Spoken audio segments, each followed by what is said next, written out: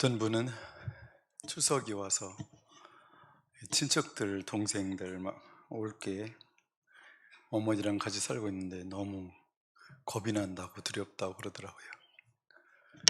그 시간이 없었으면 좋겠다고. 여러분에게는 기쁨의 시간들이 되었으면 좋겠습니다.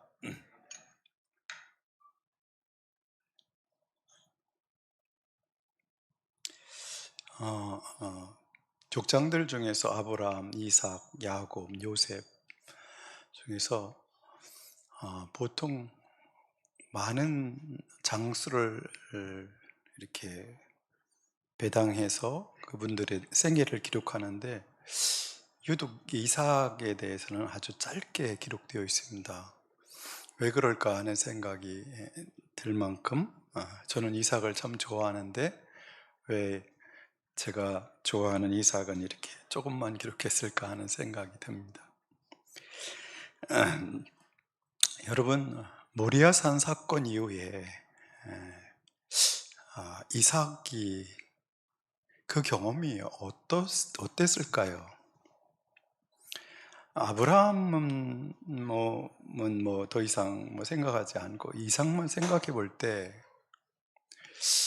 자기를 잡아서 자기에게 칼을 들여대는 아버지의 눈빛과 자기를 잡아서 제물로 드리려고 하는 그것을 경험한 이후에 이삭이 그것이 뒤의 인생, 그 이후의 인생들이 어땠을까 하는 생각이 들어요.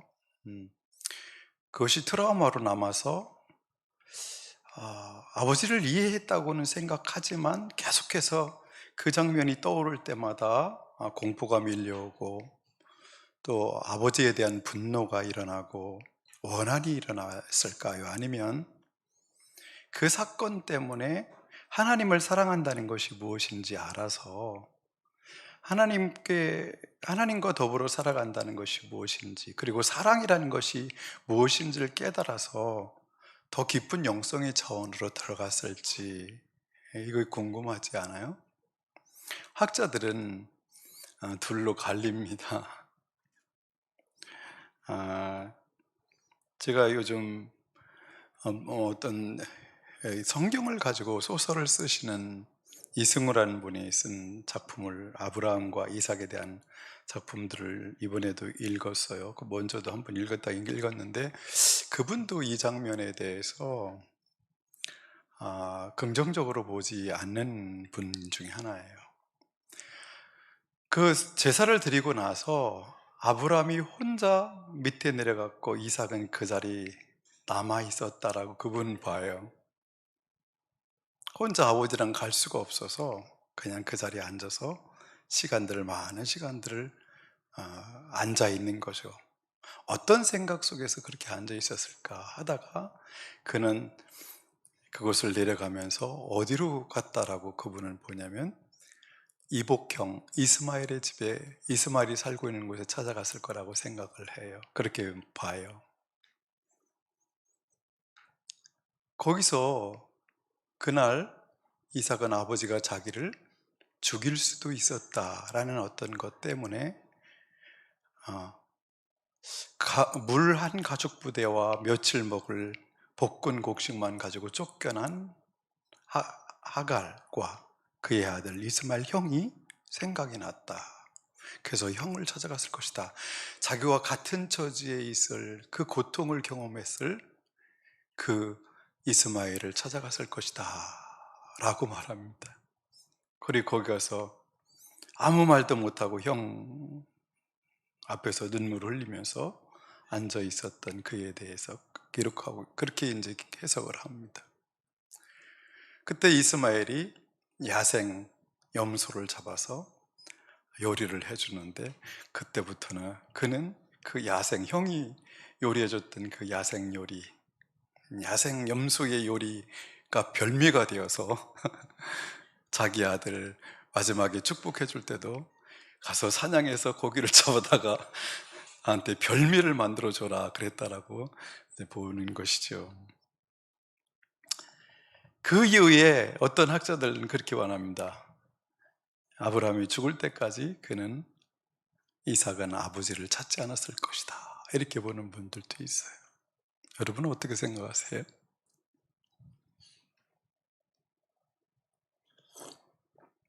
이것을 어떻게 해석하냐에 따라서 이삭의 인생이 다르게, 완전 다르게 해석이 될 수 있기 때문입니다. 저는 한번 봤어요. 그래서 그런 관점에서 한번 오늘 쭉 한번 찾아가 봤으면 좋겠습니다. 창세기 24장으로 한번 가볼까요? 창세기를 쭉 보도록 하겠습니다. 창세기 24장.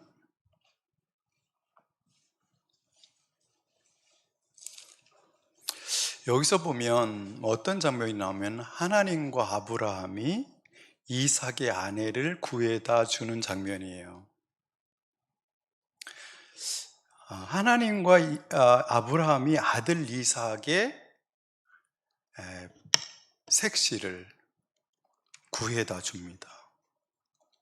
저는 이 장면을, 근데 그것을 어떻게 해요? 하나님께서 그 발길을 인도하셔서 리브가라는 아주 지혜로운 여인을 선택해서 이삭의 아내로 세웁니다. 그 일을 하는 데 있어서 아브라함의 종이었던 그 종이 거기서 하나님께서 아브라함의 하나님이 얼마나 치밀하게 인도하시는 것을 알고 거기서 무릎을 꿇고 경배하는 장면들이 나와요. 아브라함이 기도하면서 이 일을 하는데 그의 종도 기도하면서 이 일을 시행해 나갑니다. 그런데 하나님께서 리브가를, 그 종이 기도했던 대로 그대로 그 리브가가 행함으로 그 여인이 이삭의 부인이 되었다는 것을 하나님께서 찍어놓은 사람이라는 것을 알게 되죠. 그리고 데려왔을 때 63절에 한번 가볼까요? 24장 63절. 천천히 보면 재미있을 텐데 그럴 수가 없어요, 시간이. 63절 볼까요? 어느 날 저녁에 이삭이 산책을 하려고 들로 나갔다가, 여기 산책을 하려고라는 단어가 묵상하다라는 의미도 있어요. 그래서 개역개정에는 뭐라고 표현했어요? 묵상을 하다가 라고 표현해요. 그러니까 이삭은 어떤 사람인 것 같아요? 산책하는 사람 특징도 그렇고 묵상하는 사람의 특징도 그렇고 고요하게 사는 사람이죠. 고요하게, 복잡하게 살지 않고 액티브하게 살기보다는 고요하게 생각을 하는 사람이죠. 그러면서 그는 들로 나가서 어떻게 해요? 자기 아내가 오는 것을 기다리고 있습니다. 그리고 결국 67절에 보면 이삭은 리브가를 어머니 사라의 장막으로 데리고 들어가서 그를 아내로 맞아들였다. 이렇게 해서 리브가는 이삭의 아내가 되었으며 이삭은 그를 사랑하였다. 이삭은 어머니를 여의고 나서 위로를 받았다. 이 67절을 보면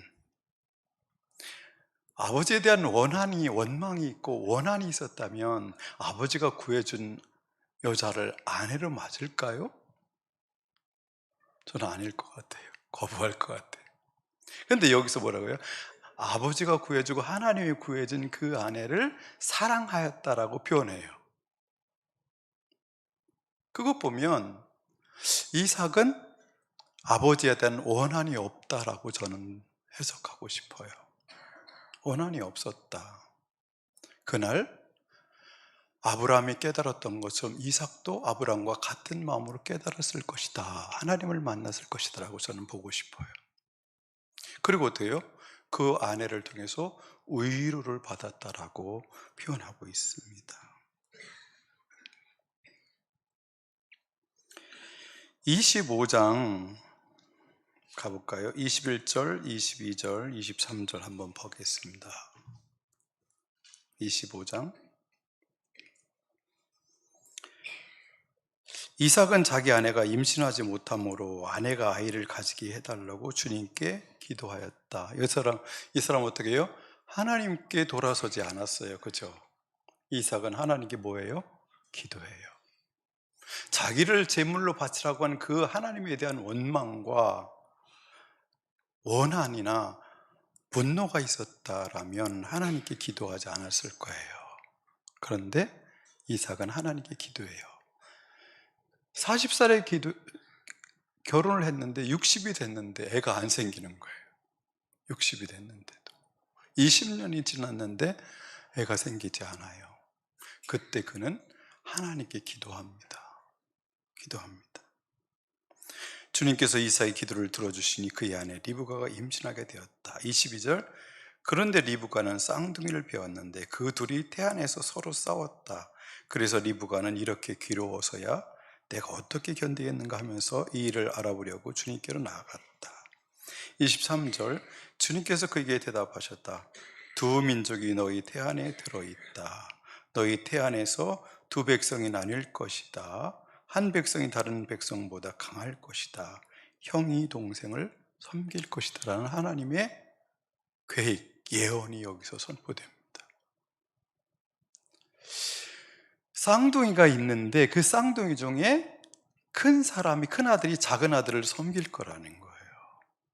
왜 꼭 이렇게 돼야 되는가? 지금은 이해될 수 없는 말이에요. 왜 하나님께서 이렇게 한 사람을 더 사랑하시고 한 사람을 덜 사랑하시는지 이해할 수가 없어요. 이 시대는 이해할 수 없는 거예요, 이게. 근데 여기서는 어떤 맥락인지 여러분 아시죠? 하나님께서 둘 중에 누구를, 한 사람을 언약의 자손으로 예수 그리스도가 오실 그 뿌리로 선택하시는 것이기 때문에 두 아들 다를 통해서 그리스도가 오실 수는 없기 때문에 하나를 택하는 거예요. 그래서 한 사람은 버리고 한 사람을 택하고가 아니라 어떻게 해요? 특별히 그 사역을 할 사람은 누구다는 거예요? 작은 자가 그 언약의 아브라함과 이삭과 그것을 언약을 이어받는 언약의 자손으로 작은 자를 선택했다 그랬어요. 왜 작은 자인가요? 그러면 거기는 우리는 답을 찾을 수는 없어요. 그건 답을 할 수는 없습니다. 이걸 이제 받아들이기가 이제 어떻게 받아들였을지가 문제죠. 근데 조금 이해할 수 있는 부분들이 있어요. 25장 34절 가보면 야곱이 빵과 팥죽을 말을 에서에게 주니 에서가 먹고 마시고 일어나서 나갔다. 에서는 이와 같이 맏아들의 권리를 가볍게 여겼다. 뭐예요? 맏아들의 권리를 가볍게 여겼다는 거예요. 장자의 권리. 세상적으로 봐도 장자의 권리는 어떤 게 있어요? 아버지의 유산을 물려받을 때 3분의 1을 받고 차자는 3분의 1을 받아요. 근데 야곱이요, 발뒤꿈치를 잡고 나왔는데 그 간발의 차이도 아니죠. 간발의 차이도 아닌 이렇게 태어났는데 재산을 3분의 1만 받는다는 게 너무 억울해서 야곱은 어찌하든지 그 재산을, 장자권을 얻으려고 하는데 에서는 그런데 관심이 없어요. 에서는 관심이 없어요. 여기서 이제 야곱과 에서를 조금 특징들이 어떤 사람인지가 드러나기도 하죠. 26장으로 가볼까요? 2절에서 6절까지 보겠습니다.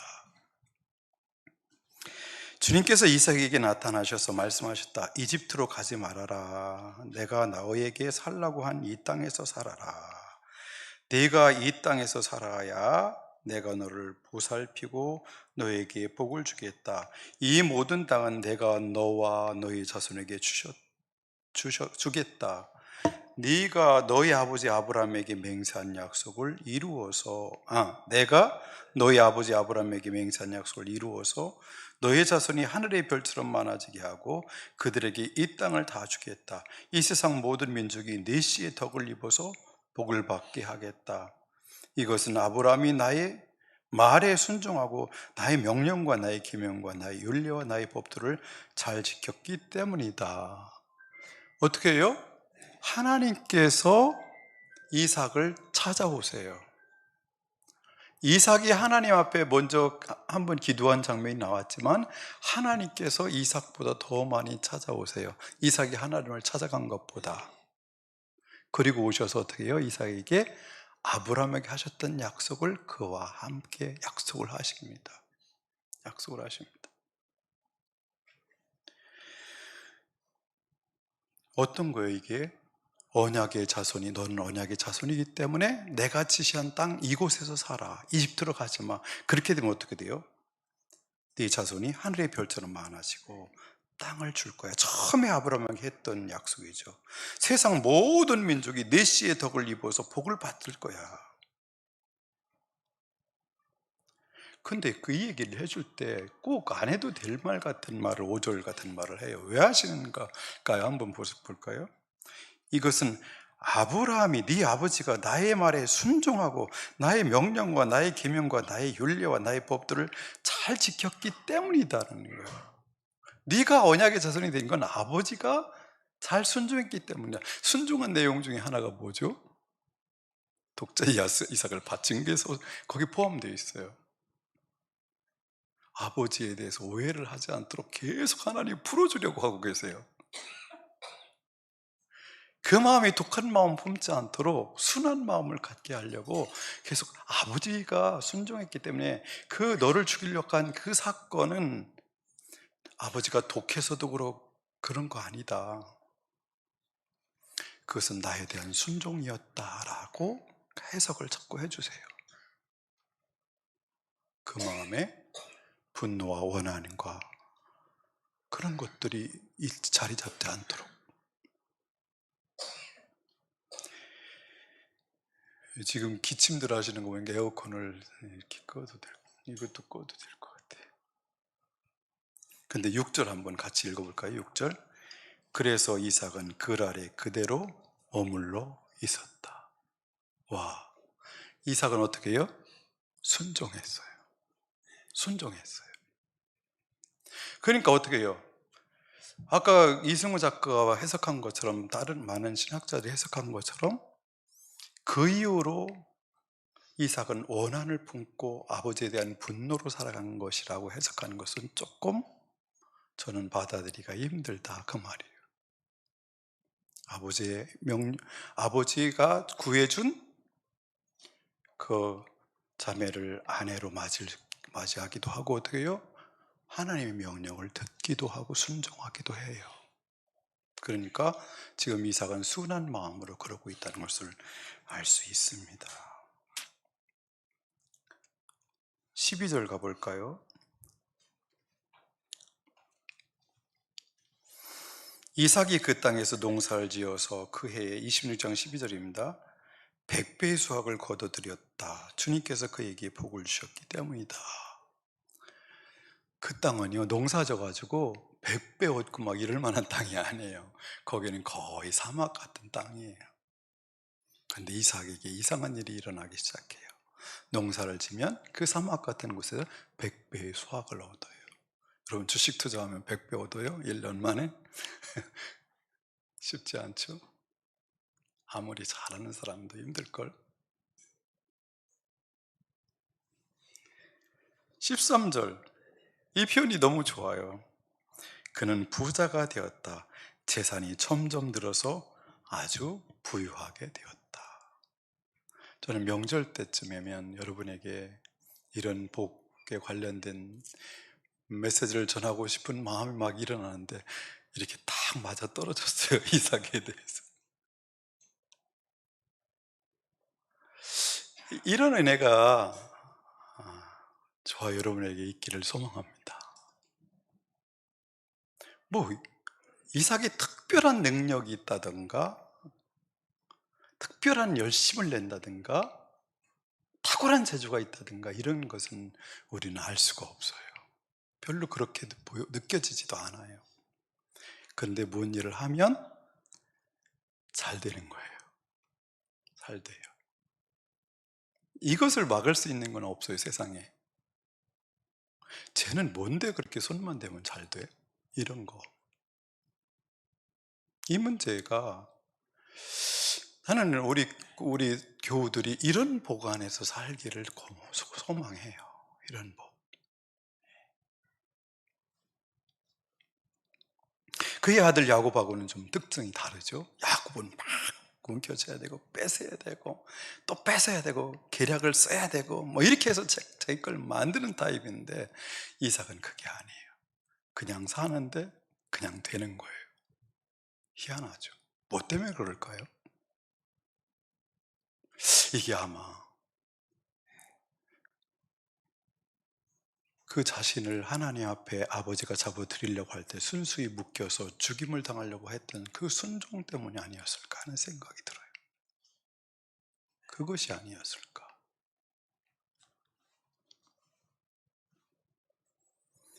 십사절 그가 양떼와 소떼 남종과 여종을 많이 거느리게 되니 블레셋 사람들이 그를 시기하기 시작해요. 그만큼 잘 돼요. 그래서 그들은 이삭의 아버지 아브라함 때에 아브라함의 종들이 판 모든 우물을 막고 흙으로 메워버리죠. 아비멜렉이 이삭에게 말했다.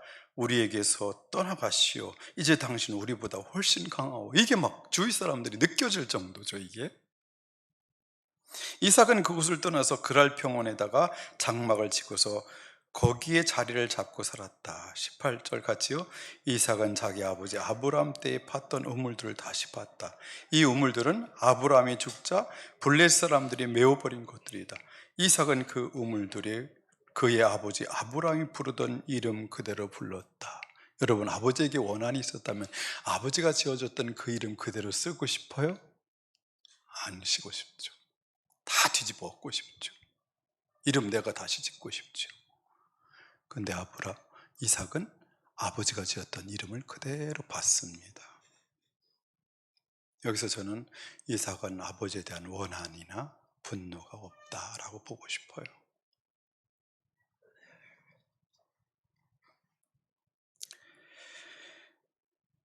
그리고 이제 그래서 계속 샘 물줄기를, 거기서는 뭐가 중요해요? 우리나라처럼 물이 막 벌컥 나는 동네가 아니기 때문에 19절 보면 이삭의 종들이 그랄 평원에서 우물을 파다가 물이 솟아난 샘줄기를 찾아냈다. 이것만 찾으면 기가 막힌 거예요. 이건 대박입니다, 정말. 샘이 터지는 바람에, 이건 우물이 아니라 샘입니다. 샘이 막 터진 거예요. 그랄 지방 목자들이 그 샘줄기를 자기들의 것이라고 주장하면서 이삭의 목자들과 다투었다. 우물을 두고서 다투었다고 해서 이삭은 이 우물을 에색이라고 불렀다. 에색, 무슨 뜻이래요? 다툼이죠, 다툼. 또 21절 이삭의 종들이 또 다른 우물을 팠는데 그랄 지방 목자들이 또 시비를 걸었다. 그래서 이삭은 그 우물 이름 뭐라고요? 신나라고 불러요. 그 신나가 무슨 뜻이요? 반대래 막 부딪힌다. 22절 이삭이 거기에서 옮겨서 또 다른 우물을 팠는데 그때는 아무도 시비를 걸지 않았다. 그래서 그는 이제 주님께서 우리가 살 곳을 넓히셨으니 여기에서 우리가 번성하게 되었다 하면서 그 우물 이름을 르호봇이라고 불렀어요. 넓은 곳을 주셨다, 그런 의미예요. 어때요? 이삭의 인생도 그렇게 블레셋 사람들에게 괴롭힘을 당하고 그러지만 그는 싸우지 않아요. 그래요? 알았어, 니네 가져. 알았어, 니네 가져. 그리고 물러가요. 그러면서 계속 우물을 파요. 근데 가는 곳마다 샘물이 터져요. 이삭의 특징은 야곱과 달라요. 전투적이지 않아요. 싸우지 않습니다. 분명히 아비멜렉이 니네들이 우리보다 더 힘이 강하다고 했는데 이삭은 싸우지 않습니다. 그의 특징이에요.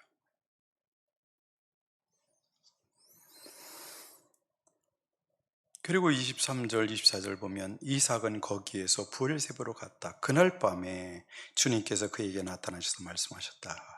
또 나타나시죠? 하나님은 아브라함이 찾는 것보다 더 자주 찾아오세요. 나는 너희 아버지 아브라함을 보살펴준 하나님이다. 내가 너와 함께 있으니 두려워하지 말아라. 내가 나의 종 아브라함을 보아서. 여기도 또 이 말을 왜 넣어놨을까요? 그죠? 안 넣어도 되는데, 그죠? 내가 나의 종 아브라함을 보아서 너에게 복을 주고 복을 주는 이유가 너 때문이 아니라는 것처럼 말씀하세요. 너의 자손의 수를 불어나게 하겠다. 25절 같이 읽을까요? 이삭이 그곳에 제단을 쌓고 주님의 이름을 부르며 예배하였다. 그는 거기에 장막을 치고 그의 종들은 거기에서 또 우물을 봤다. 어때요? 드디어 여기서 주의 이름을 부르고 제단을 쌓고 예배드리는 장면이 나와요. 그는 그 사건을 무너지지 않았어요. 마음에 칼을 품지 않았어요. 하나님을 원망하지 않았고 하나님을 사랑하고 있어요. 하나님을 예배하고 있어요. 인생을 살아갈 때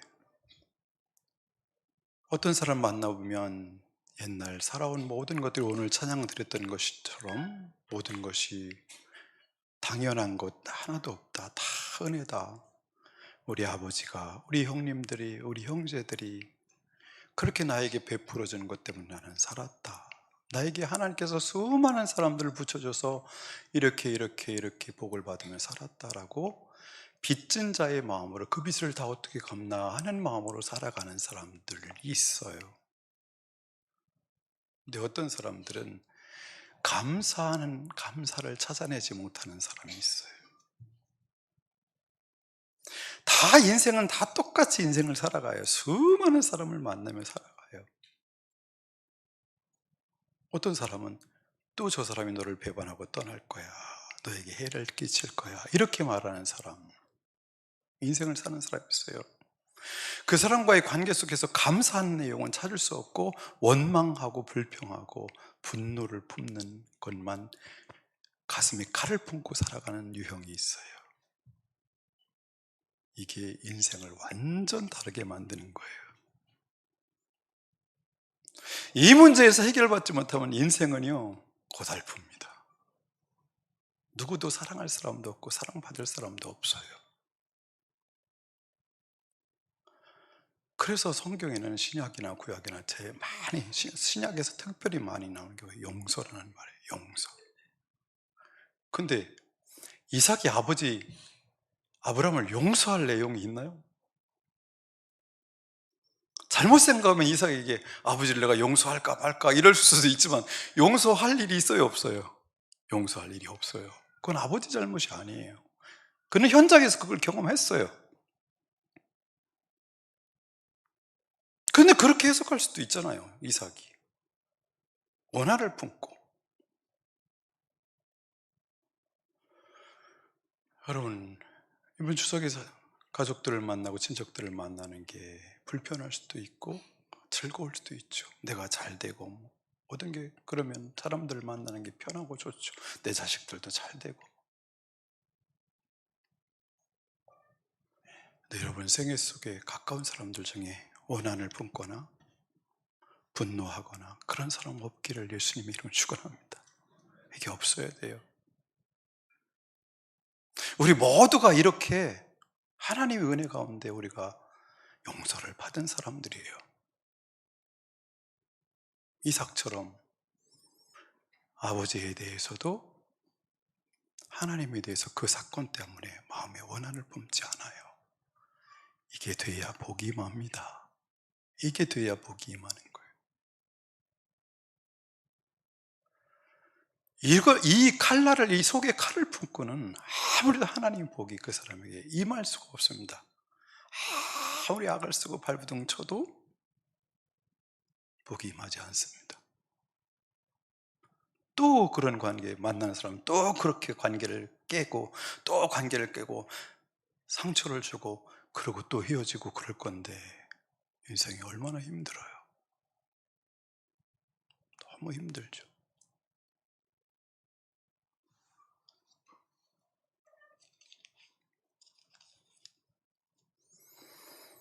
26절부터 보면 아비멜렉이 친구 아우삿과 군사령관 비고를 데리고 그랄에서 아이삭에게로 왔다. 이삭이 그들에게 물었다. 당신들이 나를 미워하여 이렇게 쫓아내고서 무슨 일로 나에게 왔습니까? 28절 같이 읽어볼까요? 그들이 대답하였다. 우리는 주님께서 당신과 함께 계심을 똑똑히 보았습니다. 그래서 우리는 우리와 당신 사이에 평화조약을 맺어야 하겠다고 생각합니다. 이제 우리와 당신 사이에 언약을 맺읍시다. 이거예요. 저와 여러분에게도 내 주위 사람들이 이렇게 말해주는 그런 은혜가 있기를 소망합니다. 내가 보니 너는 하나님께서 정말 함께하는 사람이다. 내 눈에 그게 보인다. 앞으로 더 이삭이 강성해지면 자기들이 감당할 수 없을 것 같으니까 화친 조약을 맺으러 옵니다. 이삭은 그들을 이기려고 하지 않았어요. 경쟁하려고도 하지 않았어요. 빼앗으려고도 하지 않았어요. 근데 하나님께서 복을 주셨어요. 그냥 잘 됐어요. 잘 되고 잘 됐어요. 그래서 주위 사람들이 두려워해요. 화평을 맺고 싶어요. 이게 돼야 돼요. 이게 되지 않으면요, 인생은 힘들어요.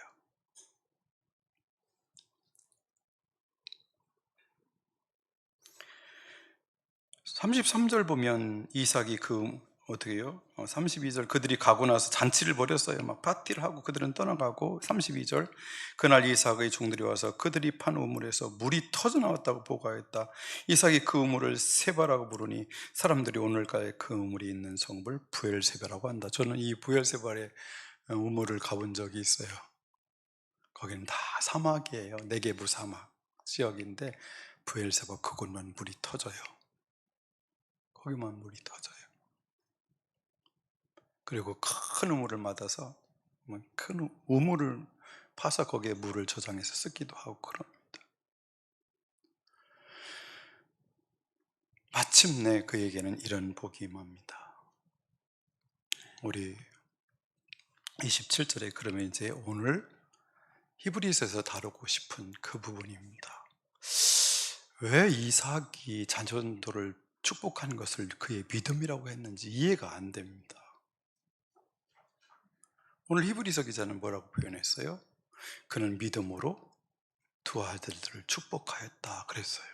근데 그것이 내가 볼 때는 그의 믿음이 아닌 것 같이 느껴져서,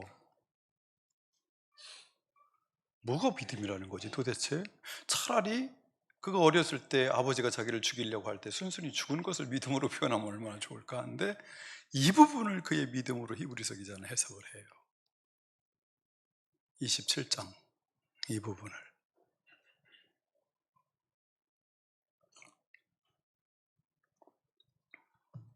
27장 1절 이삭이 늙어서 눈이 어두워 잘 볼 수 없게 된 어느 날, 이때가 이삭이 130세입니다. 130세. 곧 죽겠지 자기도 그렇게 생각했는데 이후로 몇 년을 더 사는지 아세요? 50년을 더 살아요. 180에 죽어요. 이때 야곱과 에서가 몇 살이냐면 몇 살일 것 같아요? 여러분이 느끼기에는 젊은이 같지만 70세예요 60세의 아들을 낳았는데 지금은 130세니까 아들들이 70살이에요 그때 이제 축복 기도를 해주려고 하는 거예요. 둘 다, 에서는 결혼했지만 야곱은 아직 결혼도 안 하고 있어요. 그런 상황이에요. 근데 뭐라고 표현해요? 눈이 어두워졌다 그래요. 근데 모세를 표현할 때는 뭐예요? 죽을 때까지 기력이 쇠하지 않고 눈이 막 젊은이처럼 초롱초롱 이게 잘 분별. 그러니까 이것은 그냥 육신의 눈뿐만 아니라 뭐까지? 영적인 눈까지 얘기하고 있다고 보는 게 좋을 것 같아요. 이삭이 지금 나이가 그렇게 먹고 나서 지금 눈이 잘 안 보여요. 이게 에서인가 이게 야곱인가 구분이 잘 안 될 정도로 그래요. 근데 오늘 이삭이 분명히 아까 우리가 읽은 것처럼 두 명이 있지만 복중이 있지만 큰 자가 작은 자를 섬기라고 그랬으면 누구한테 축복 기도를 해줘야 돼요? 야곱한테 해줘야 되는데 이삭은 오늘 에서를 불러요. 에서야 가서 너 사냥꾼이잖아. 가서 사냥해가지고 염소를 잡아다가 나한테 별미 요리를 해줘라. 그럼 내가 그걸 배불리 먹고 너에게 축복을 그냥 한없는 축복을 빌어주마. 이렇게 말해요. 왜 그랬을까요? 왜? 야곱에게 그 언약의 자손이 되게 하라고 한 걸 알면서도 왜 그랬을까요? 이렇게 생각했을까? 그때는 애들이 세상에 나오지도 않을 때잖아. 복중에 있을 때니까 그때 애들이 태어나기도 전이니까 하나님이 그렇게 착각하실 수도 있었겠지. 근데 내가 지켜보니까 야곱보다는 에서가 훨 나은데 이 생각이 들었을 것 같아요. 에서는요, 남자다운 남자예요. 나가서 그 이복형 이스마엘처럼 막 사냥꾼이에요. 될 사람이에요. 사람들을 만나는 것도 거침이 없고, 이방인들을 만나는 것도 거침이 없고, 사람들을 사귀는데 두려움이 하나도 없어요. 근데 야곱은 맨날 집에 있어요. 집에. 누가 장자가 되면 좋겠어요? 누가 자신의 언약의 자손이 되었으면 좋겠어요? 이삭이 생각할 때는 야곱보다는 에서가 훨씬 나은 친구예요. 이 시대에 봤어도 야곱보다는 에서가 정말 나가서 사람들과 만나는 리더십도 좋고, 막 여기저기 사람 사귀는 것도 잘하고 너무 탁월한데, 야곱 맨날 엄마 옆에 붙어가지고 부엌일이나 하고 맨날 그러고 있어요. 있는 것 같이 보여요. 그리고 뭘 보았을까요? 아버지가 저는 욕심이 드글드글해. 장자권도 지가 뺏었다며. 아주 속이기를 하고 야곱 그 이름 그대로 그런 놈이라고 느껴졌을 거예요. 그래서 쟤는 아니다라고 생각했을 거예요. 그게 이삭의 마음이었어요. 아니면 마지막 반항이었나 싶기도 들고. 마지막. 근데 여러분은 아시다시피 그 이야기를 리브가가 듣고 어떻게 해요? 아주 제일 맛있게 생긴 뚱뚱한 염소를 2마리 잡아가지고 여기다 이제 야구 매끈매끈하니까 여기다 양털 붙이고 옷은 에서 옷을 입히고, 그래가지고 그 음식을 먼저 가가지고 축복 기도를 받아내잖아요. 근데 이 사건을 놓고요,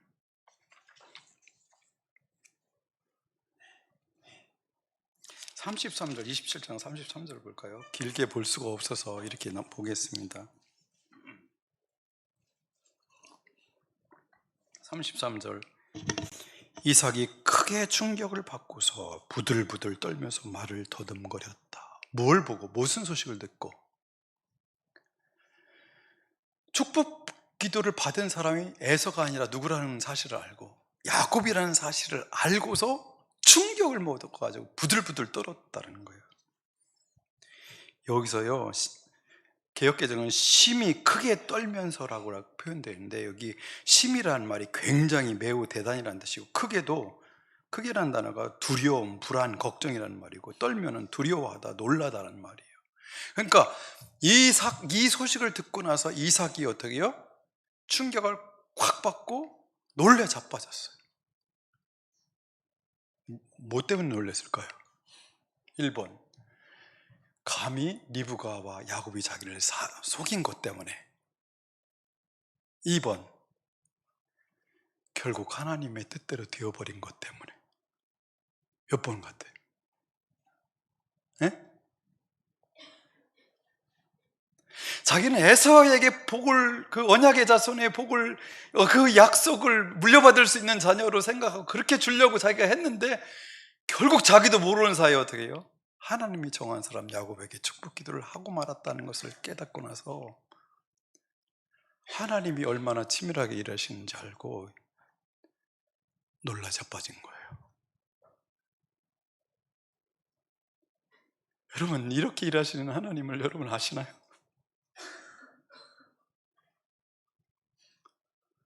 하나님께서 그를 선택했다면 그를 선택하신 거예요. 이유는 하나님 위에 있어요. 하나님이 왜 그를 편애하시는지 우리는 몰라요. 왜 이삭은 에서를 편애하는지, 그리고 리브가는 왜 야곱을 편애하는지도 우리는 몰라요. 마음이 그렇게 가는 걸 어떻게 하겠어요? 편애는 이유를 찾을 수 없어요. 그 사람에게 물어보면 뭐 이유가 있겠지만 마음이 그렇게 흐르는 걸 어쩔 수가 없는 거예요, 이게. 근데 내 마음이 그렇게 흐른다고 할지라도 하나님은 그게 아니라는데 어떻게 하겠어요? 여기서 놀래 자빠집니다. 충격을 받습니다. 두려워합니다. 공포에 휩싸일 정도로 섬뜩한 생각이 듭니다. 이제 늙어가지고 영적 분별력도 잃어버리고 육적인 분별력도 잃어버렸는데 여기서 다시 어떻게 해요? 젊었을 때 믿음이 확 깨어나는 장면입니다.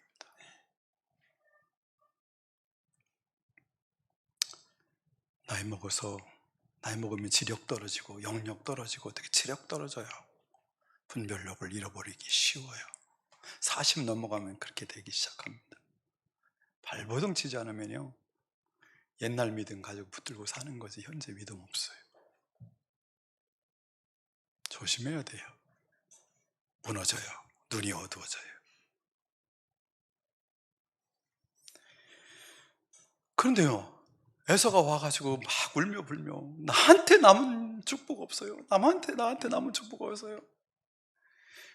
해달라고 하는데 없다는 거예요. 이삭은 뭘 알았어요? 그 축복이라는 것이 예언이면서 동시에 뭐예요? 하나님의 언약이라는 걸 알기 때문에 자기의 축복이 자기 마음대로 그냥 이렇게 쏟아붓는 축복이라는 게 의미 없다는 걸 그는 알고 있기 때문에 남은 게 없다고 말해요. 그리고 하는 말이 네가 힘써서 힘을 기르면 그 멍에는 깨뜨릴 수 있을 거야.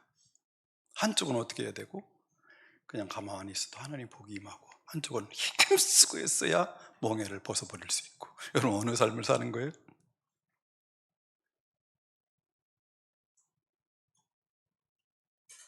어느 삶을 사는 거예요? 근데 놀랍게 이 복은 우리에게는 어떤 거예요? 예수 그리스도를 통해서 이 복이 이미 우리에게 임했다는 거예요. 근데 이걸 자꾸 잊어버리고 어떻게 약속의 자녀라는 거, 언약의 자녀라는 것을 잊어버리고 야곱이 이스라엘이 안 되었을 때 야곱 같은 방식으로 계속 사는 거예요. 그래서 인생을 힘들게 만드는 거예요. 그래서 인생을 고통스럽게 만드는 거예요. 누가 만들어요? 그 인생을 내가 그렇게 만들어 가는 거예요.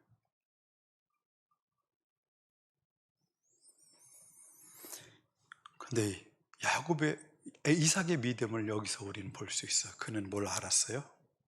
하나님께서 정하시고 그런 것을 막 니들이 와서 나를 속였어 그리고 뒤집어 엎고 다시 에서를 축복하지 않아요. 그걸 그냥 받아들여요. 이게 믿음이에요. 이게 믿음이에요. 그리고 28장 1절로부터 몇 절만 보면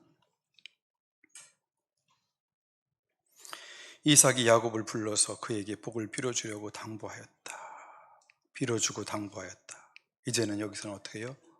진정으로 누군 줄 알고 야곱인 줄 알고 축복 기도를 제대로 합니다. 너는 가나안 사람의 딸들 가운데서 아내를 맞이하지 말아라. 이제 곧 밧다람안에 계신 부두엘의 외할아버지 가서 거기에서 너희 외삼촌 라반의 딸들 가운데서 네 아내가 될 사람을 찾아서 결혼하여라. 전능하신 하나님이 너에게 복을 주셔서 너로 생육하고 번성하게 하시고 마침내 네가 여러 민족을 낳게 하실 것이다. 하나님이 아브라함에게 허락하신 복을 너와 네 자손에게 주셔서 네가 지금 나그네 살이를 하고 있는 이 땅, 하나님이 아브라함에게 주신 이 땅을 네가 유산으로 받을 수 있도록 해주시기를 바란다. 드디어 그는 정상으로 돌아왔어요. 정상으로 돌아왔어요.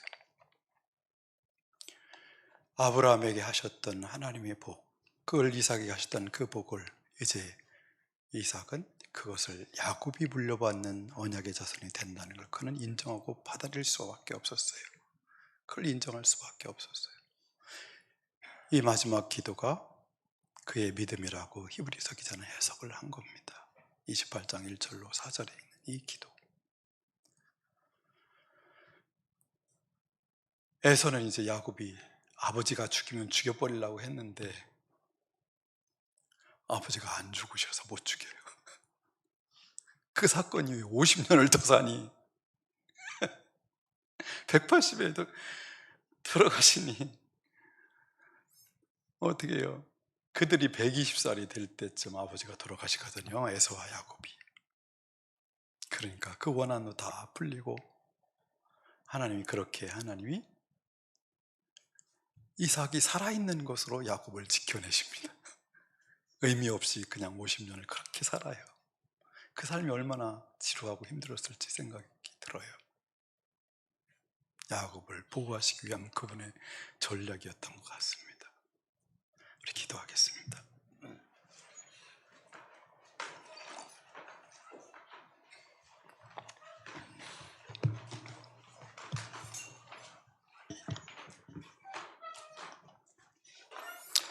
첫째 하나님, 저도 이삭과 야곱과 아브라함과 같은 예수 그리스도를 통해서 그 복의 약속의 자녀가 되었는데, 세상 사람들처럼 그렇게 야곱처럼 속이려고 하고 빼앗으려고 하고 이기려고 하지 않고 이삭처럼 그렇게 살게 하옵소서. 하나님 부어주신 복을 누리며 소망하며 믿으며 살게 도와주시옵소서. 그리고 혹시 가까운 사람들 중에 원한을 품고 원망하고 불평하고 분노하고 있는 사람이 있다면 용서할 수 있게 해달라고 그 사람의 이름을 조용히 부르며 기도하십시오.